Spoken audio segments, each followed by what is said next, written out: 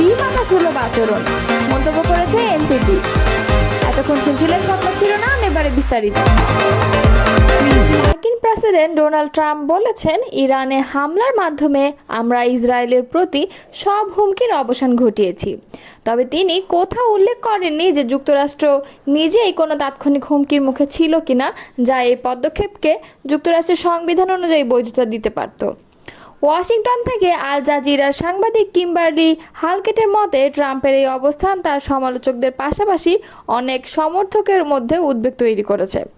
শনিবার রাতে ইরানের 3টি পারমাণবিক স্থাপনায় সফল বিমান হামলা চালানোর পর ট্রাম্প তার বক্তব্যে যুক্তি দিয়ে বলেন, ইরান হলো মধ্যপ্রাচ্যের সন্ত্রাসী প্রবণ চক্রের কেন্দ্র, যারা আমেরিকার মৃত্যু চায় বলে চিৎকার করে বেড়ায়।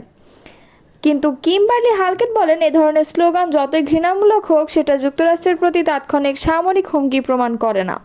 ট্রাম্প আরও বলেন, অনেক মানুষ ইরানের ঘৃণার কারণে মারা গেছে, তবে তিনি নির্দিষ্ট করে বলেননি যে এদের মধ্যে আমেরিকানরা ছিলেন কিনা।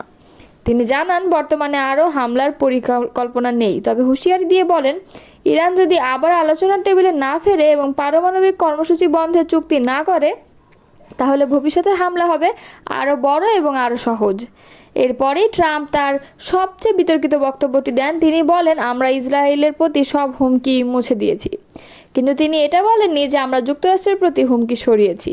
আর এটিই মূলত অনেক আমেরিকান নাগরিকের জন্য উদ্বেগের বিষয়, কারণ তাদের মতে এই পদক্ষেপ ইসরায়েলের নিরাপত্তা নিশ্চিত করলেও যুক্তরাষ্ট্রকে মধ্যপ্রাচ্যের আরও একটি দীর্ঘস্থায়ী সংঘর্ষ টেনে নিয়ে যেতে পারে, যেখানে মার্কিন সেনা এবং অর্থনৈতিক সম্পদ ঝুঁকির মুখে পড়বে। ইরানের 3টি পরমাণু কেন্দ্র লক্ষ্য করে হামলা চালিয়েছে যুক্তরাষ্ট্র। দেশটির প্রেসিডেন্ট ডোনাল্ড ট্রাম্প এ তথ্য জানিয়েছেন। এর মধ্যে ইরানের অত্যন্ত সুরক্ষিত ফোর্দো পারমাণবিক কেন্দ্রে 6টি বাংকার বাস্টার বোমা ব্যবহার করেছে যুক্তরাষ্ট্র। সংবাদ মাধ্যম ফক্স নিউজের এক উপস্থাপকের বরাত দিয়ে রোববার এই তথ্য জানিয়েছে সংবাদ মাধ্যম টাইমস অব ইসরায়েল। ফক্স নিউজের জনপ্রিয় উপস্থাপক শন হ্যানিটি জানিয়েছেন, তিনি সদ্যই যুক্তরাষ্ট্রের প্রেসিডেন্ট ডোনাল্ড ট্রাম্পের সঙ্গে ফোনে কথা বলেছেন। ট্রাম্প তাকে জানিয়েছে, ইরানের পাহাড়ের নিচে থাকা গোপন ফোর্দো পারমাণবিক স্থাপনায় যুক্তরাষ্ট্র 6টি বাংকার বাস্টার বোমা ব্যবহার করেছে।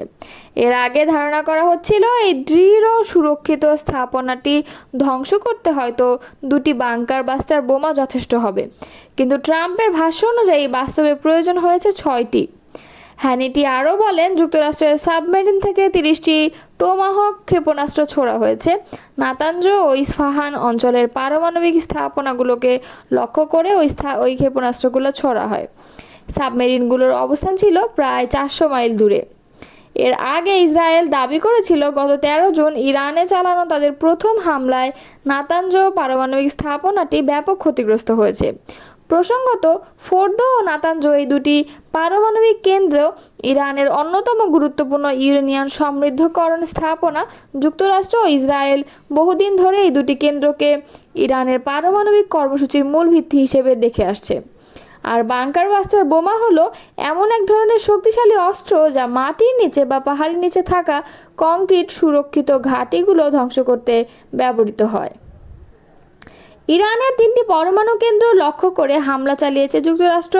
রাতের আধারে দেশটির ফোর্দো, নাতাঞ্জ, ইস্পাহানের পারমাণবিক স্থাপনায় যুক্তরাষ্ট্র এসব হামলা চালায়। আর এই হামলা চালাতে যুক্তরাষ্ট্র ব্যবহার করে অত্যাধুনিক B-2 স্টিলথ বোমারু বিমান।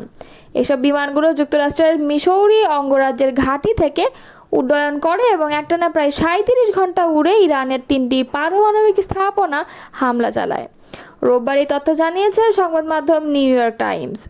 মার্কিন এই প্রেসিডেন্ট সংবাদ মাধ্যমটিকে বলেছেন, নাম প্রকাশ না করার শর্তে একজন মার্কিন কর্মকর্তা জানিয়েছেন, রোববার ভোরে ইরানের পারমাণবিক স্থাপনায় আঘাত হানা B-2 বিমানগুলো মিসৌরিতে তাদের ঘাঁটি থেকে উড্ডয়নের পর প্রায় 37 ঘন্টা ধরে অবিরাম উড়েছিল এবং আকাশে থাকা অবস্থায় বেশ কয়েকবার জ্বালানি নেয়। তথ্যের সংবেদনশীলতার কারণে নাম প্রকাশ না করার শর্তে তিনি এইসব তথ্য জানিয়েছেন বলেও জানিয়েছে নিউ ইয়র্ক টাইমস। এর আগে ইরানের 3টি পরমাণু কেন্দ্র লক্ষ্য করে হামলা চালায় যুক্তরাষ্ট্র। দেশটির প্রেসিডেন্ট ডোনাল্ড ট্রাম্প এ তথ্য জানিয়েছেন। এর মধ্যে ইরানের অত্যন্ত সুরক্ষিত ফোর্দো পারমাণবিক কেন্দ্রে 6টি বাংকার বাস্টার বোমা ব্যবহার করে যুক্তরাষ্ট্র। চীন সফরে যাচ্ছে বিএনপি প্রতিনিধি দল। চীনের কমিউনিস্ট পার্টির আমন্ত্রণে বিএনপি মহাসচিব মির্জা ফখরুল ইসলাম আলমগীরের নেতৃত্বে দলটির 9 সদস্যের উচ্চ পর্যায়ের প্রতিনিধি দল দেশটিতে সফর করবে। আজ রাতে প্রতিনিধি দল চীনের উদ্দেশ্যে ঢাকা ত্যাগ করবে বলে জানিয়েছে বিএনপি মিডিয়া সেলের সদস্য সাইরুল কবির খান। বিএনপি প্রতিনিধি দলের সফরের আগে ঢাকায় নিযুক্ত চীনা রাষ্ট্রদূত ইয়াও ওয়েন এর আমন্ত্রণে বৃহস্পতিবার সন্ধ্যায় বারিধারা দূতাবাসে যায় বিএনপি প্রতিনিধি দল। বিএনপি মহাসচিব মির্জা ফখরুল ইসলাম আলমগীরের নেতৃত্বে প্রতিনিধি দলে আছেন দলের স্থায়ী কমিটির সদস্য মির্জা আব্বাস, গয়েশ্বর চন্দ্র রায়, সেলিমা রহমান এবং অধ্যাপক মওদুদ হোসেন আলমগীর পাভেল ও বিএনপির চেয়ারপারসনের একান্ত সচিব এবিএম আব্দুস সাত্তার। বাংলাদেশের সঙ্গে চীনা সরকারের কমিউনিস্ট পার্টির মধ্যে সম্পর্ক উন্নয়নে জোর দিতে এ সফর। এর আগে গত মাসের শেষ দিকে চীনের কমিউনিস্ট পার্টির আমন্ত্রণে বেইজিংয়ে একটি আন্তর্জাতিক সম্মেলনে অংশ নেয় বিএনপির একটি প্রতিনিধি দল। সফরকালে প্রতিনিধি দল চীনা সহ দক্ষিণ পূর্ব এশিয়া, উত্তর পূর্ব এশিয়া এবং দক্ষিণ মধ্য এশিয়ার বিভিন্ন দেশের রাজনৈতিক দলের প্রতিনিধিদের সঙ্গে সংলাপে অংশ নেন।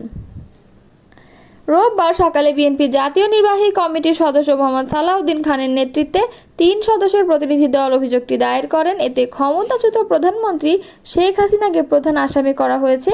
এছাড়াও সাবেক 3 প্রধান নির্বাচন কমিশনার, অন্যান্য কমিশনার ও সচিব সহ 19 জন এবং অজ্ঞাতনামাদের বিরুদ্ধে ব্যবস্থা নিতে নির্বাচন কমিশনে অভিযোগ দিয়েছে বিএনপি।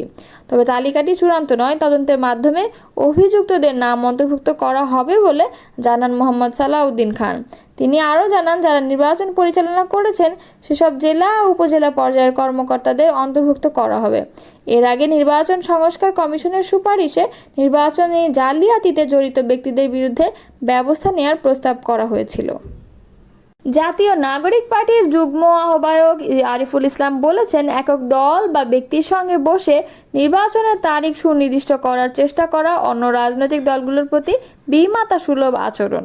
তিনি বলেছেন, জাতীয় ঐক্যমত্য কমিশন অভিভাবকের জায়গায় দায়িত্ব পালন করে সবার আকাঙ্ক্ষা পূরণে কাজ করবে বলে প্রত্যাশা তাদের।